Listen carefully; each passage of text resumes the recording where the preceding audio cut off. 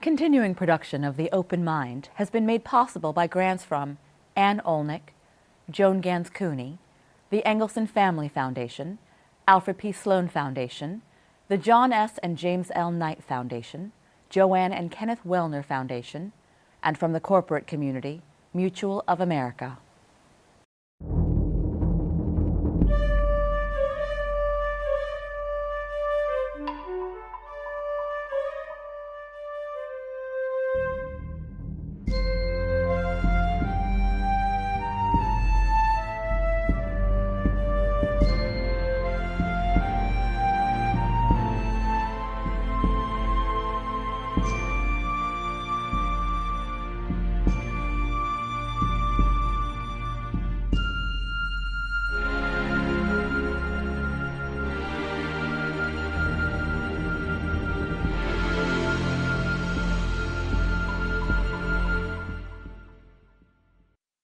I'm Alexander Hefner, your host on The Open Mind.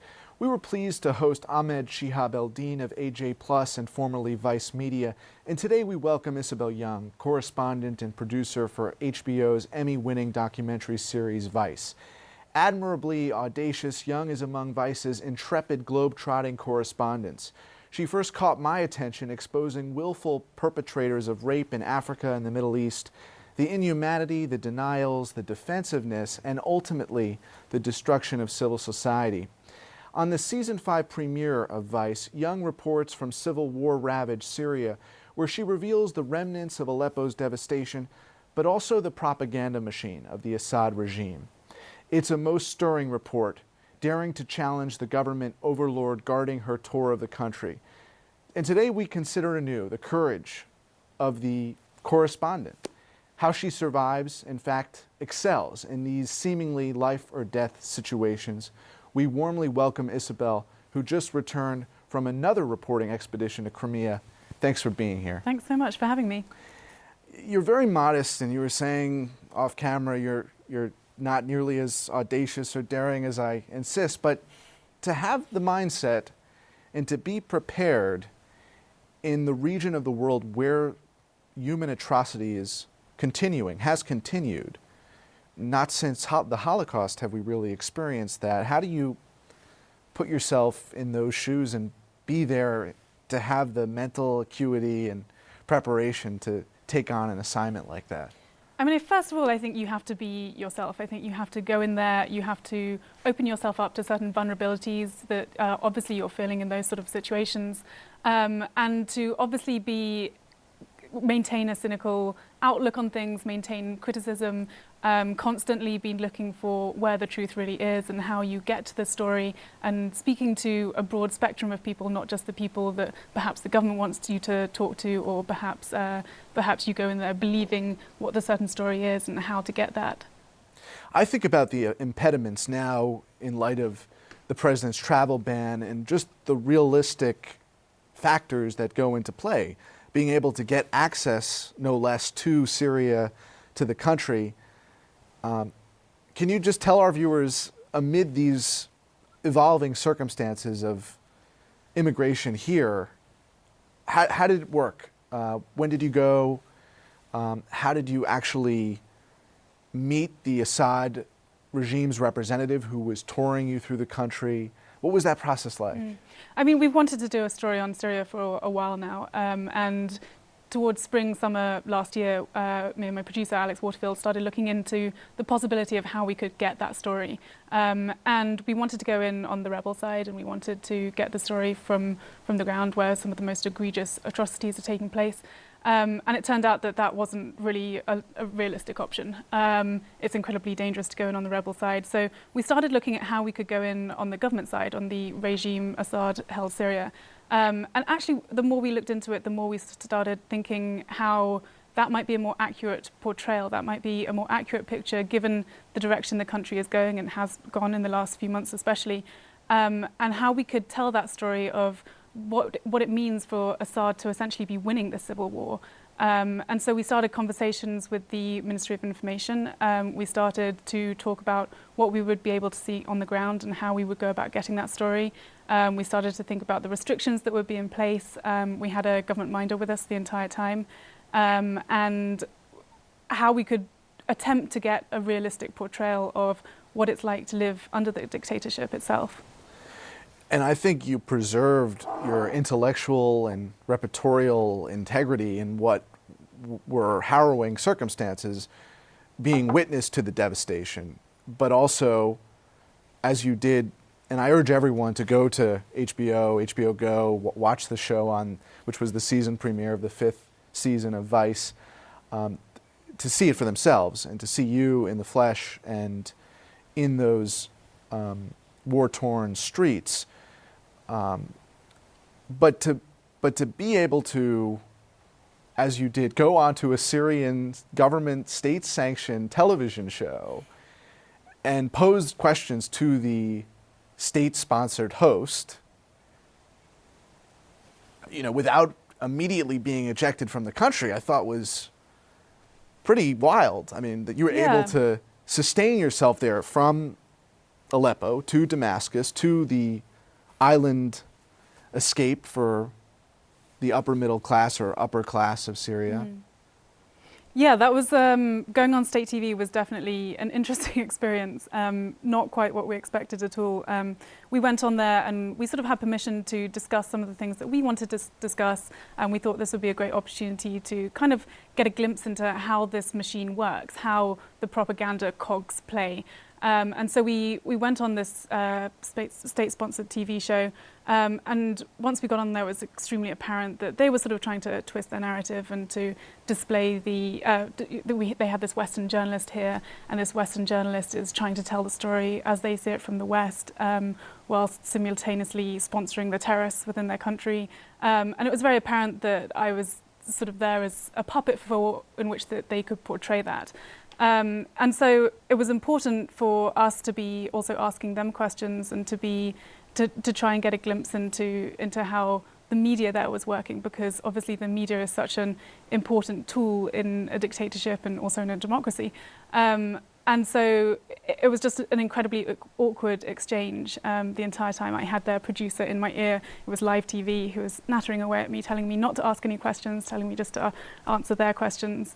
So yeah, to put it in perspective, they were creating a travel show environment, right, where you did some sightseeing, you enjoyed a surf, and you presented the questions to them after answering about your experience. But I gathered that was at the end. It was towards the end, yeah. So tell us where you started and how you got there. So we went in from Lebanon. We went into Damascus, the capital of Assad-held Syria, and from there we travelled to Latakia, which is on the Mediterranean coast. They were extremely happy to take us there because it's a beach resort. It's thriving. They've been building various resorts there over the last few years, and they wanted to show us this glitzier side of Syria and how Syrians take their summer holidays.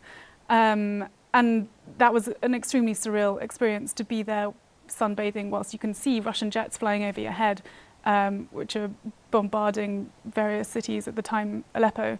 So from Latakia we went to Aleppo, where the government had taken a major supply road at the time, and the rebels were firing back with hundreds of mortars in the time that we arrived there. So we saw some of the destruction firsthand there. And from there we came back to Damascus, and we thought it was important to hold some of the people accountable, to get access to some of the government officials, to get access to some of the state-run TVs, and to present the evidence that we'd seen and to ask them questions as to how this is sustainable and how these atrocities are taking place. And they basically told you that the mongrels, the rebels, were responsible for all loss of life. I mean, they were not willing to accept any responsibility for crimes against humanity, let alone one murder.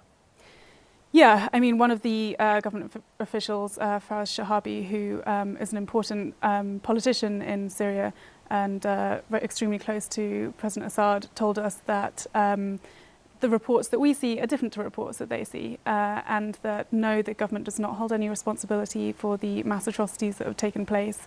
The fact that half the population in Syria is displaced and that hundreds of thousands of people have died is not the responsibility of the government, but the responsibility of the terrorists, of the Western-supported terrorist organizations that have taken over in Syria.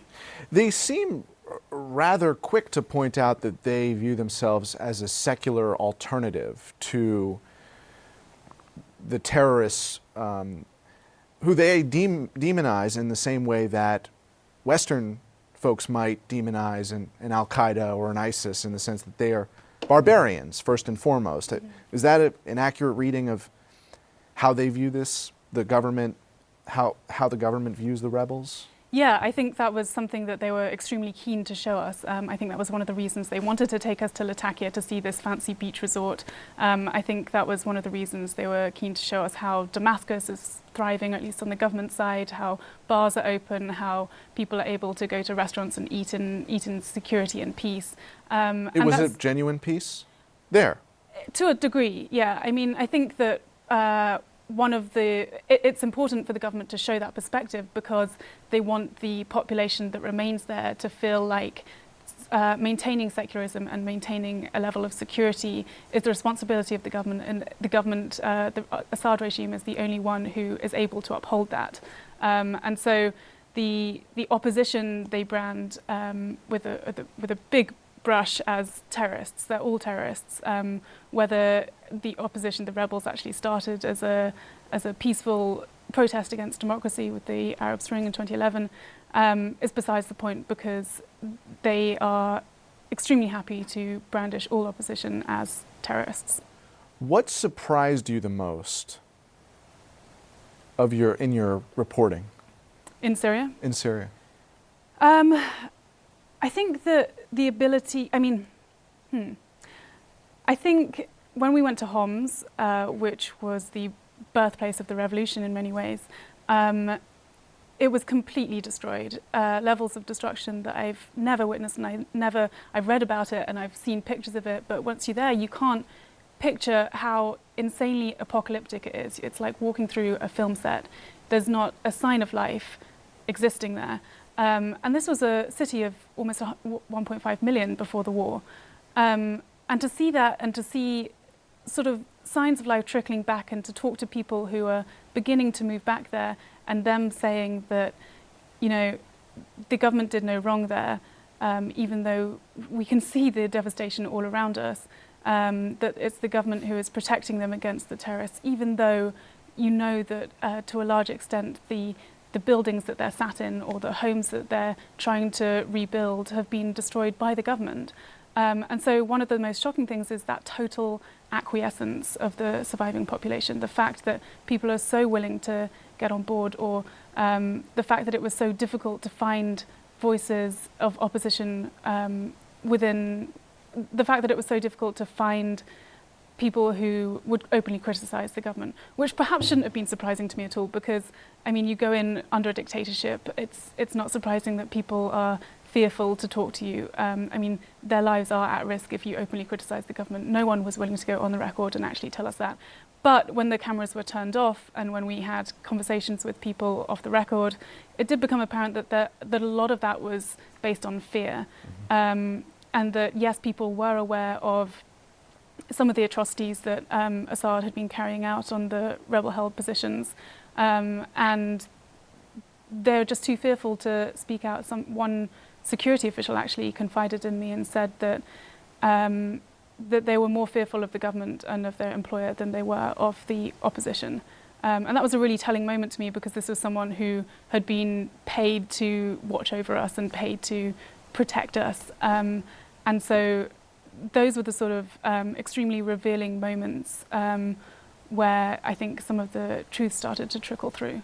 Among those folks off the record that you talked to, was there any expression of regret that the government and the protesting faction during the outset were unable to find some means of negotiation so it did not turn into hell? I mean, I think there's an expression of pure exhaustion and that's the same for both the opposition and for the government side. I've spoken to people who have fled from the dictatorship outside of Syria, and people obviously within Syria, and they all express this, how tired they are. I mean, the war has now entered the 7th year, and of course there's regret over the way that perhaps the government reacted. There's regret over the way that things unfolded. There's regret over the discord perhaps between rebel factions, and there's regret over the huge amount of lives lost. I mean, hundreds of thousands of people have been killed in this war and millions of people displaced. So folks may be loyal to the regime, but they are open about the fact that this was an ill-advised direction to take the conflict toward sheer mayhem from what could have been, as you suggest, arbitrated more diplomatically. I mean, I think the biggest regret is the way that the government reacted. If the government had taken this to be what it was initially, which was a peaceful demonstration demanding reforms from the government, then perhaps things wouldn't have escalated in the way that they did. It's difficult to say how things would have escalated because the government reacted with an extremely harsh crackdown. And so I think when you ask about regret, I think people mourn more than anything else the way that the government has handled the situation. So Isobel, from one continent to another, from one country to another, you were also recently in Sudan. Mm-hmm. What were you reporting on there? So I was in South Sudan, which is the newest country in the world, the youngest country in the world. It was created in 2011, in large part thanks to the US. And at that time, there was a huge amount of hope for the country. As we all know, shortly afterwards, in 2013, the country descended into civil war. And ever since then, it's been in a pretty dire state. It was an important time for us to go there because with the new Trump administration threatening to cut UN funding, it's a very turbulent time for South Sudan, and so no one really knows what's going to happen. At the same time, just recently, a couple of weeks ago, South Sudan was declared to be in a state of famine. And so we wanted to go there to see what the situation is, how things are unfolding on the ground, and what a new Trump administration might mean for the future of the country. And what might it mean?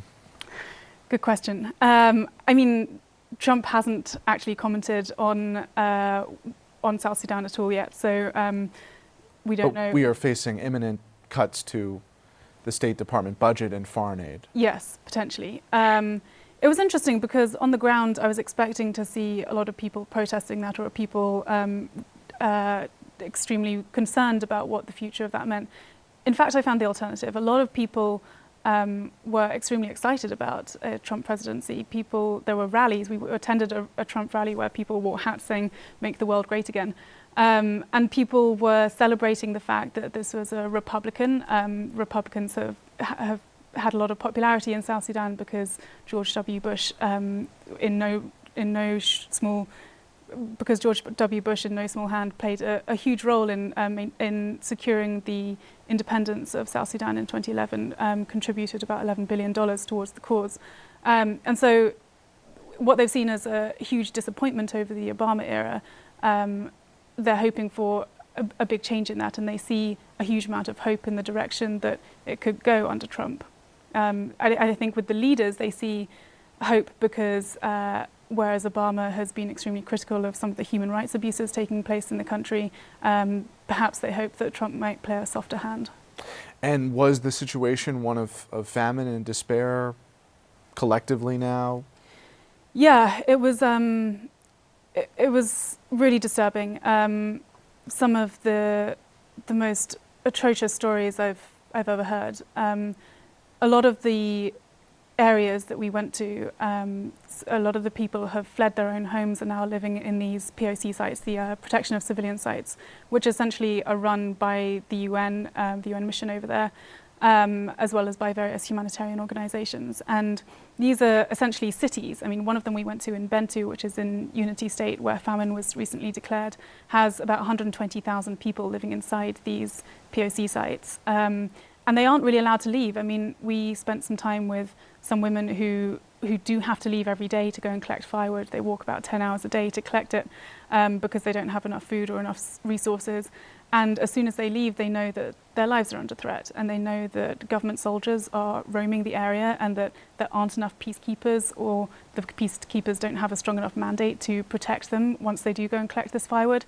And so they know that every time they leave the POC site, they are taking a real gamble that they will either be raped or that they will be killed. And it's astonishing to hear those stories when you realize their perspective on life, and the fact that they're willing to take those risks is incredible. It's something that you can't imagine ever having to face yourself. In this age of a Trump presidency that views smart power, soft power with disdain, and brute force with the American flag, America first, how do you think that's going to affect your job in these coming weeks and months? I mean, I think it's tough to tarnish the whole world with one stroke. But I would say that there's a lot of concern over how the US is going to uphold human rights, for example, how the US is going to commit to things like UN funding. And in places like South Sudan, that should and is of real concern, because, I mean, people within those POC sites, for example, they wouldn't be there unless those POC sites existed, which are directly funded by the UN. I think that when you talk about bureaucracy, it's going to be increasingly tough for journalists to get those stories, and the assault on freedom of press, which we've seen recently under a Trump administration, should be a real warning sign in terms of where this democracy is going. And I think that that's dangerous. You see various countries around the world having to self-censor, and you see various countries, various dictatorships installing a lack of trust in well-established media organizations. On the other hand, I think it's a huge opportunity for journalists like ourselves to go out there and to get the stories, and to ensure that we're completely buttoned up on our facts, and to ensure that we have the right research and we're getting the right stories, and also to expand our reach, and to think about what kind of stories we're telling, to tell longer form journalism where we're not just clicking on headlines, which we can easily do now with the touch of a phone, and to ensure that our audience has a diverse reach, and to get an in-depth understanding as to how people both in the US and around the world are living. Do you think it's a lack of curiosity at all that is the anti-intellectual, the sort of storm of anti-intellectual populism that is brewing? Because you, in many ways, I think, are the antidote to that in developing stories with nuance that expose people accessibly to the world. But there's some sense I have that people don't want to be exposed. I think that you're wrong, actually. I think that a lot of people say that, young people have increasingly short attention spans at the moment, and with our ADHD, we're just clicking on headlines and scrolling through things, and it's incredibly easy not to focus on topics and to. Which you did just acknowledge, right? Yeah, I think that exists, but at the same time, I think that there is a thirst for more in-depth knowledge. I think that there is a platform for longer form journalism in which we try to understand and acknowledge how perhaps someone feels in living in a village in South Sudan, which is a million miles away from what our lives are and how we live. But at the same time, I think that people do want to open themselves up to that. And I think the election cycle and what's transpired over the last few months has opened us up to that as out of necessity, because we've all been guilty of somewhat living inside this echo chamber. And what happened when Trump became president was that it was a wake-up call to all of us. And I think that exposing people to those stories and creating empathy for those characters, and telling stories that beyond what our immediate echo chamber might require us to read or to see or to watch is incredibly important.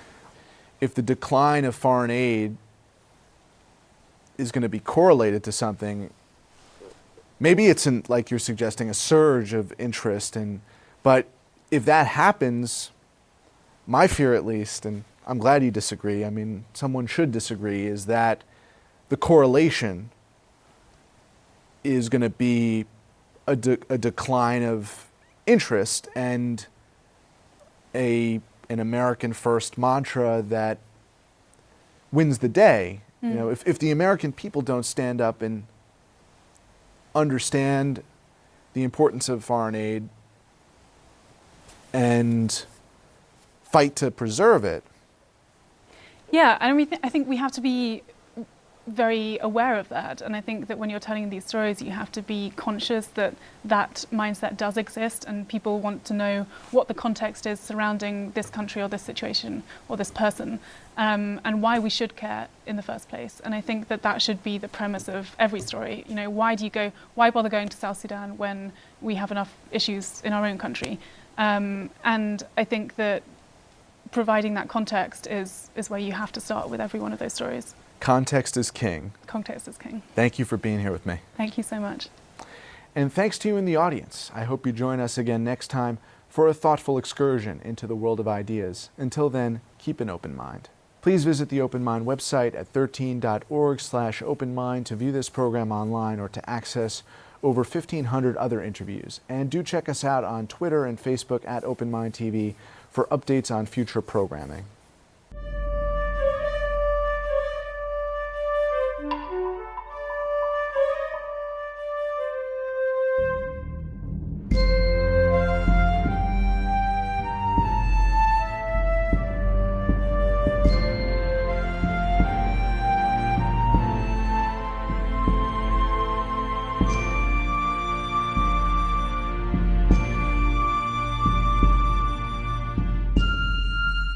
Continuing production of The Open Mind has been made possible by grants from Anne Olnick, Joan Gans Cooney, the Engelson Family Foundation, Alfred P. Sloan Foundation, the John S. and James L. Knight Foundation, Joanne and Kenneth Wellner Foundation, with special thanks to the Schumann Media Center for additional support, and to the corporate community Mutual of America.